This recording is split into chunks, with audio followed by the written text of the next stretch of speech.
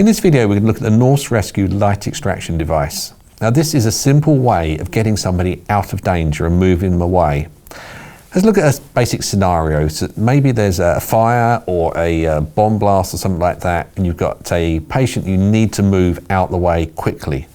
The advantage of this is it's very small. So this stretcher fits inside this small bag here. So you literally just tear off the top, remove it, and you can slide this underneath the patient, and then you've got handles on either side, and then you can pull the person out. So you could use it with one person, or you can use it with two. You can use gravity as well, so you don't need to necessarily lift them off the floor fully. You can drag them along, but it means you can put something underneath them to very quickly move them out of the way of danger.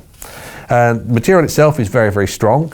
It will take most sizes of people, and it's an easy, quick way of getting someone from A to B. And you can then leave them on this afterwards, so you don't need to take them off straight away, or if you need to, you can just pull it out from underneath them and use it again for a second casualty. So this sort of thing could be an extra addition you have to your first aid provision. Maybe you're working in areas you want this as a kit, so it is quite small. It'll fit in most rucksack type first aid sets. Or if you're working in somewhere like a shopping centre and you've got lots of trauma kits, this type of thing is very good to have with those, because in an area where there's a massive danger, you want to pull people out of the way, then this is something you're going to need to help them.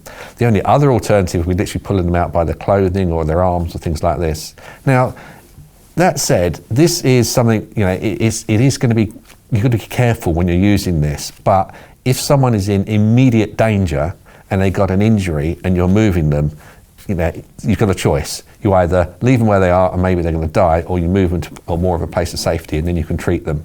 So use it with care, but it's a very good low-cost way of having a piece of equipment in your first aid kits that can save a life by moving them into safety.